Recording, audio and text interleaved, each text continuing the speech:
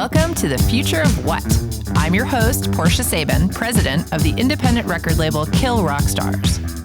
On this month's episode of Music Industry 101, we're talking to people who can help artists get their music out there into the world.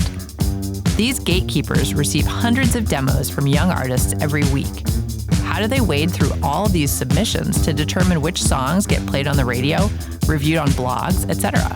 We'll talk to Sharlese Metcalf, who hosts a local radio show on KEXP in Seattle, Brandon Stosuy, who is an editor at Pitchfork, and Nathan Walker, who runs Riot Act Media, about their advice for young musicians. It's all coming up on The Future of What? Can I have a taste of your ice cream? Can I lick the crumbs from your table? Can I interfere in your crisis? No. Mind your own business. No. Our guest today is Sharlese Metcalf, the host and producer of Audio Oasis at KEXP. Sharlese, welcome to The Future of What? Thanks for having me. So this show today that we're doing is another one of our Music Industry 101 series. Cool. And so we wanted to talk to you because we wanted to have the musicians, the young musicians out there who are trying to figure out, how do I get my music some exposure on the radio? We wanted to get a radio professional like yourself in a major market like Seattle to speak to that question. As a DJ, I receive so much music from lots of people. I receive music physically. I receive it over email. And I also have people give it to me when I'm out and about. While you're standing in line for the restroom somewhere. That happens to me. That hasn't happened, but I will not. If it happens, I won't be surprised. Yeah. So when people submit music to me over email, I usually will send kind of a standard response. The standard response is, please allow up to 2 weeks for listening time. And that's pretty standard here at KEXP. Our music director asks for the same thing. And we actually have a link on our website where it goes into like lots of detail about receiving music, how to get airplay, how to get your music distributed, things like that. Okay. So when I get it, I try to listen to it within that 2 week period. And I rely on the person to follow up with me because I get so much. And I have a little folder in my email that, says Audio Oasis band music inquiries. So that it does live somewhere. But I expect that if I tell you to follow up within 2 weeks, that you should follow up with me. That's good advice. So that's a reminder. It's a reminder that when that email comes through, and if I haven't listened to your music within that 2 weeks, that it becomes a priority when you follow up with me, that I need to listen to it right away. Cool. When I listen to it, I will I just let you know. I have to be honest if I like it or don't like it. If I think that it's worthy of getting a spin or whatever, I'll let you know. That's a courtesy that I have to do to you. I have to tell you that. And the same thing goes for physical CDs as well. Allow 2 weeks. I listen to it. You follow up with me. And it's good that if you send in a physical CD, it's really good for you to send a follow-up email. Hey, sent you a CD in the mail. Just want to make sure that you received it, that that you're considering us or whatever. And then I will respond and let you know that I've got it. And to follow up with me, within or after 2 weeks. 2 weeks is the listening time. Perfect. And then you remind me and let me know that we spoke about this and that you want to know what's up with the airplay. So there is an element, of course, as with all gatekeepers, you're a gatekeeper, and I'm a gatekeeper because I run a label and I get demo submissions as well. So there's an element with gatekeepers of personal opinion. I mean, it really is going to be whether you think something is good, whether I think something is good. That's just the nature of the beast. Right. But personal opinion aside, can you give young musicians any advice as to, besides be something I like? Right. Right. Is there any other advice? I would say that it's definitely not a fair thing Right. to say. And my job is really hard because I definitely have a refined personal opinion. I've been listening to music for a really long time, and I could even see the development of my taste. But Audio Oasis is a community show, Mm-hmm. and it's supposed to serve the Northwest.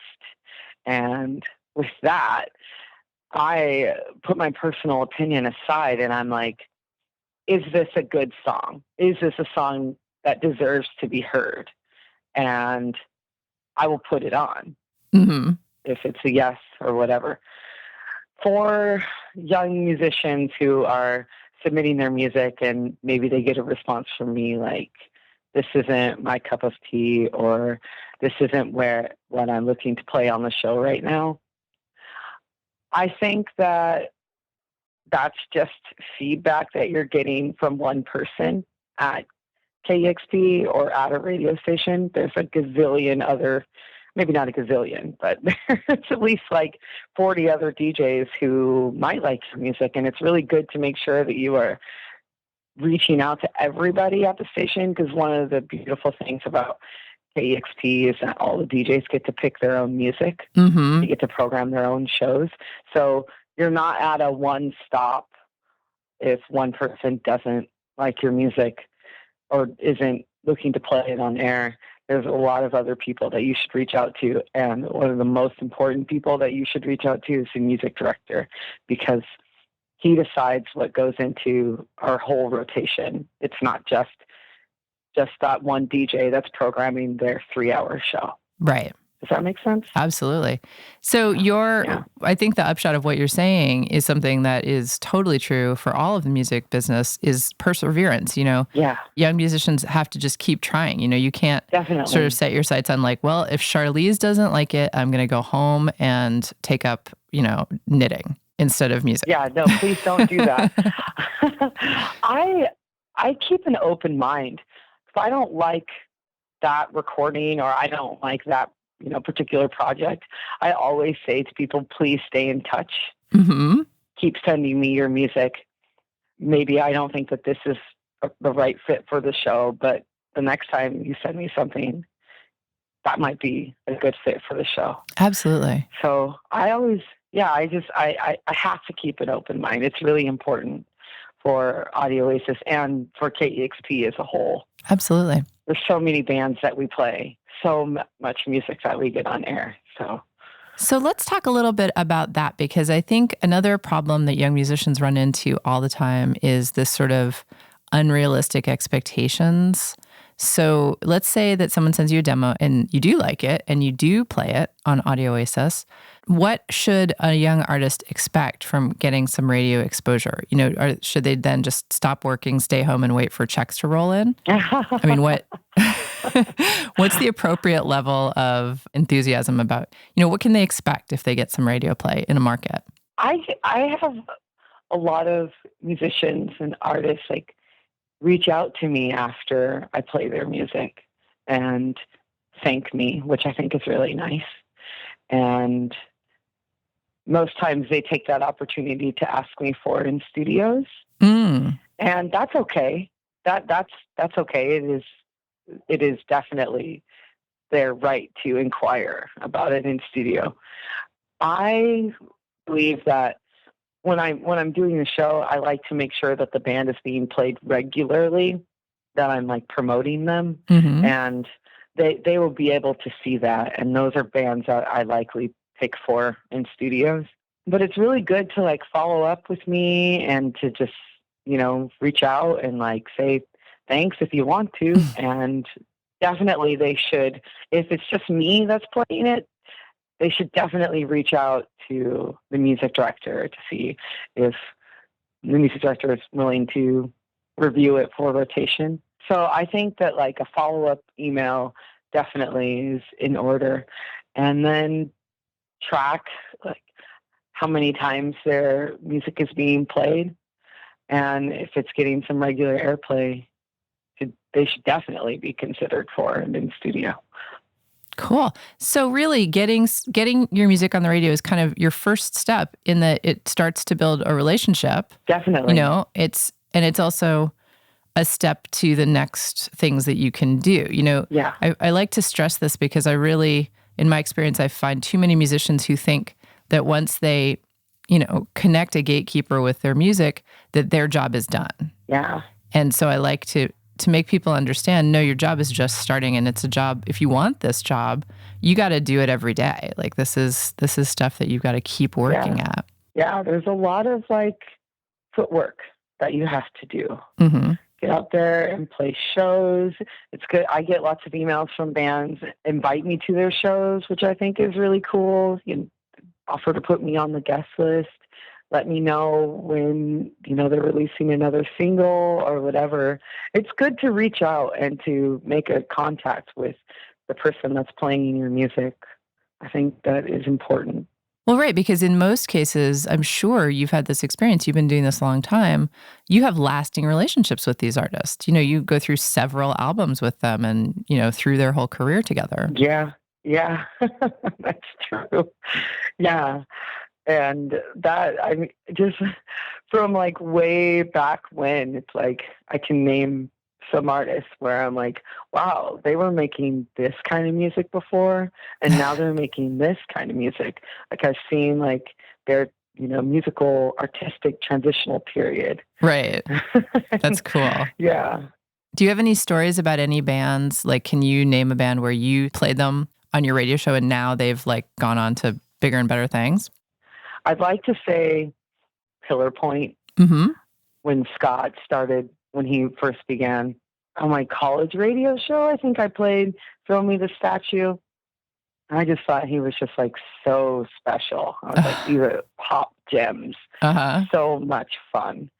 And now he's developed more into an electronic project, and I really appreciate that I know him and that I can get him to send me his music before anyone else. I think that's definitely one of the big perks about being in the radio business, especially if you're obsessed with music like I am. Right. And so I've just loved seeing him grow from this. I mean, he still makes these pop songs, but he's definitely developed as a musician and totally utilizing his skills of making these wonderful songs that are fun to learn the lyrics to. At what stage should an artist send you their music? For example, let's say you have a young artist who's going to release their own CD, via CD Baby or something. Mm-hmm. When should they send you the music for maximum impact? Well, there's a band that I like right now a lot. They are called Boyfriends. I can't get over them. They're just so much fun. Uh-huh. And when I found out about them, they had already gone into rotation, and their CD just says demos on it. And then they sent me, and they still haven't released any, the music properly, but it's just this piece of paper that they stapled together, and they drew with markers on it, all the track titles. And it's great. Uh-huh. And I didn't, I don't know if I have any high expectations of what the music should look like on the outside, because I definitely could judge so many books by their covers. Right. But if the musician or the artist feels confident about the way that it sounds, the recording, their music, and I mean, if they just, the confidence, they just have to feel completely confident with it and sure that this is what would sound great on the radio or whatever, then they should send it to me. I listen to everything. Everything comes across, anything that comes across my desk, I give it listening time because it's only fair. Mm-hmm. There are a gazillion reasons why I may put it on the radio or I won't put it on the radio. But as long as the artist is confident with how it sounds and that it's ready for airplay, then they should send it in. definitely. So there's not a particular time, like, whether you have an album coming out or any of that stuff. You just think if you're ready, you're confident, just send it. Well, if you are on like a release schedule, but a lot of the people that I work with don't have release schedules. They're just, me and you making music, and they just want to get their music heard. They're not working with a distribution company or a record label. They're just like up and coming musicians. So I guess like if you have an album release date and you're like trying to like schedule everything around a show or whatever, then, let me know that you have a show coming up and that you're looking for airplay to promote your release. If it's coming from a label, of course, this, the label will be like, you can only play this song for right now. Right. And then after, or closer to the date, then like a week before, week or two before, most labels don't really care what you play, but they're really tight, really tight on that date until then. So if they are trying to schedule and they have like things around it that they want to promote, events, shows, album release date, whatever, then definitely let me know that. But if you're just like, most people are just trying to get their music heard, and if you're confident with how it sounds and everything, just send it in to me. Awesome. Well, great advice. Sharlese Metcalf is the host and producer of Audio Oasis on KEXP. Sharlese, thanks so much for joining us. Thank you for having me. This was fun.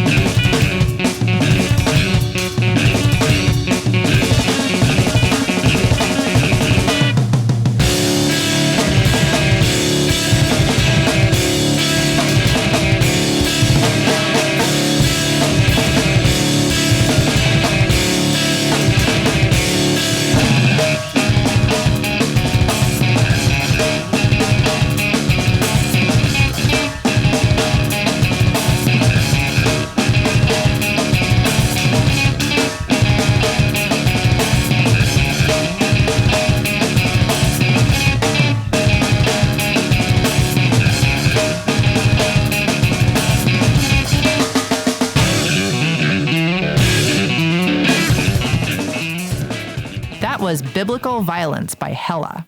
If you're enjoying this program, please subscribe to our show on iTunes. To find out what's coming up next, follow us on Twitter at KRSFOW. Brandon Stosuy is the Director of Editorial Operations at Pitchfork, and he joins us today on The Future of What. Brandon, thanks for joining us. Hey, thanks for having me. We have asked you here today because we started doing on this radio show a series called Music Industry 101. And the point is to try to help young musicians out there navigate what's going on in the music business, since it is so convoluted, it is so hard to understand. There's so many moving parts. And so this episode, we're talking to people who are basically gatekeepers, people who have the ability to help people move to the next level to some extent. Right. And so we really wanted to talk to you about basically how you interact. Like you said, your inbox is always full. I'm assuming that you get tons of demos from young bands. So can you tell us a little bit about that? Sure. Yeah. I mean, it's one of those things where having been involved in this stuff for so long and sort of doing zines when I was a teenager and stuff. And back then it was kind of like you would get, fewer things in general. I mean, I feel like I'm old enough at this point, and I'm 42, that a large part of my life, I didn't have the internet at all. So it was kind of incumbent on you as someone interested in music to kind of just go out and find things, or a lot of zine trading and going to shows and all that. And now it's this weird position where you can essentially never leave your house or computer and still get access to all this music and all this stuff sent your way. And in some ways, it's nice, I suppose, but in other ways, it can be overwhelming because there just is so much, and where you used to have a little bit more control over what you saw and what you interacted with and consumed, now it's just kind of coming at you constantly. So now that it is nice, I still do a lot of shows and kind of step away and see things that I like firsthand, and then I can sort of approach the person versus them approaching me, which can be nice. And also, I think you get emails from different kinds of people. You get emails from the artists themselves, or you get emails from the label, or you get emails from a publicist, or you get emails from fans sort of suggesting that you check something out. So it's kind of just a different way of people contacting you. And we have a bunch of different email addresses at the site. So some things will come into news, and some came into submitting to like a demo email address, or a promo email address, I should say. Some people submitting directly to me, and some people go. So it's just, you get like things coming from all different angles. It's really just a matter of kind of going through and seeing if something seems interesting to you or somehow piques your interest, and you kind of want to dig deeper and read the email and figure out what it is and take a listen. And it's, at this point, it's impossible to listen to everything. And even from someone who has been involved in this kind of music for a long time and really loves the scene and the people in it, who really wants to listen to everything, it's totally impossible. So you kind of have to go through and do the best you can do, and always kind of knowing there's going to be something you end up missing just because you've already listened to like 100 things and you need to take a break. So that part can be frustrating because you do want to try to hear everything, but just can't keep up with it all at this point, because it really is, like I was saying, it's not like I'm going out and saying I'm going to go to the bookshop and buy like Maximum Rock and Roll and this and that, and like read about some things and send away my money to buy it. Like, it's just coming at you. And so you kind of don't have control over how much is coming at you. And even if you take a day off for some reason, it's still there. So when you come back, it's like that much more to go through. So it's kind of like this stream of information never really stops at this point. It is funny, I feel like people our age have such a unique perspective because there was, and people older than us, obviously, because, there was a sense when I was in high school that you had to search for music. Right. That you had to go to Tower Records and spend 3 hours digging through bins. It was an effort to find music. And now, like you said, it's like constantly thrust at you in this overwhelming barrage where you're just like, oh God, no more. Usually it's an amazing thing where I was talking to someone about this over the weekend, where I grew up in New Jersey, so I go to the Princeton Record Exchange, and the people that work there would always write little blurbs on the album. So I was really into like Twisted Village, that label, and into Kill Rock Stars, and a lot of K Records, and all this stuff. You go in and someone would say, this thing sounds kind of like Crystallized Movement, blah, blah, blah. And so you just buy these things on the recommendation of the person in the record shop. You start figuring out someone's handwriting and saying, okay, this is a person I trust. Searching out that way, like reading liner notes and a Sonic Youth record, and they mentioned Raymond Carver. He's Raymond Carver, and then start reading him. And it really was like searching stuff out and finding things, and that way you really had, at least you had a control over what you were confronted with. And now it's just the wheels have come off, and it's you're sleeping, and while you're sleeping, emails are just going into your inbox, and you wake up and go, wow, it's all these more emails to go through. And it's not a bad thing, because I really do think having access to all that stuff is great. It just makes it like an impossible task to go through it, because you could really sit at your computer 24 hours a day, 7 days a week, and never get through it. I have a wife and 2 small children, so it's like I do like to get away from the computer and actually interact with them. Yeah. Yeah, that's another big difference from being in your 20s, right? Because before we had families, it was like, oh yeah, I can go out 7 nights a week, and I can stay up till 4 a.m. every night, and I can read every, issue of the NME and the whatever, but no more. Yeah, it's impossible. I mean, I feel like there's this thing that I forget the exact idea, but when I was in college, I remember them talking about there's a point where it was actually possible to read every book that had ever been published, because there weren't that many books published early on, because it was just such a laborious task, and it took forever it was so expensive, and took forever to kind of make something. So there was a point where you could, I've read every book in the world. Now it's just, obviously, I have books on my shelves that I know I'll never get to. Yeah. It's just kind of impossible. So you said something a little earlier that I think is really an important point, which was, so let's say you do listen to something during, one of your many hours of listening during the day, and it does pique your interest. You said you look for more. You go online and you start to see, try to find out some more. Like maybe you read the email or you follow a link or like you Google the name of the band or something. And I think that that's a super important point if what we're trying to do here is educate young musicians, because I think, people send records to gatekeepers for a lot of reasons. But one thing I always say to young bands is, don't send me something if it's the only thing you've ever done. If I like your music, but there's nothing going on, that's kind of a problem. Now, you're in a different position than I am. It doesn't really matter as much for you, but I'm interested to know what you think about that. I think that's true. I mean, there's a good example would be the band Perfect Pussy, and they were a band, I just saw their name mentioned on Twitter by someone, and I thought that's a good name. So I Google searched them and then found their Bandcamp page and listened to it and liked it. And then I posted it on the staff board. People are like, wow, this is really good. And everyone got into it. And that's, why we ended up writing about them. And there's sort of a funny thing because around that time, there was, all these conspiracy theorists on the internet, as there always are, who were like, oh, this is like an inside thing, or these people, their publicists really hit up Pitchfork. And this is really an example of me Googling their name and finding something on Bandcamp. If it hadn't come up, then I would have just like, I guess I found nothing from that band. But it was, seeing them mentioned a few times by people and then thinking, okay, I'm going to check out what this is exactly. And then doing that search and finding it on Bandcamp and then playing it and then liking it and kind of sharing it with other people.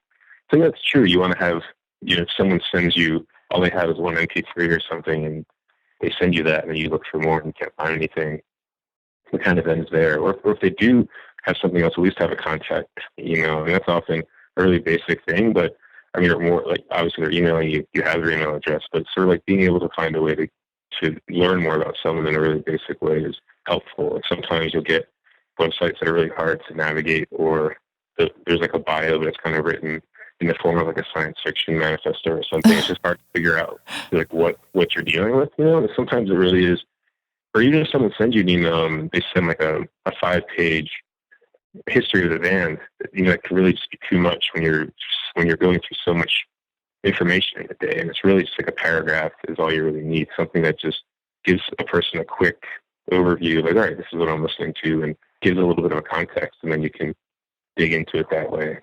I think sometimes the most basic approach is the best, kind of the easiest approach, and you don't need a lot of bells and whistles. It's kind of like if someone submits a resume that's written in like crazy color ink and has all this stuff over it, it doesn't mean you're necessarily going to pay more attention to it. It's just kind of the clearest and easiest way to access information is often the best at this point because there just is so much information. Well, right. When there's information overload, you gotta kind of streamline it a little bit. I agree.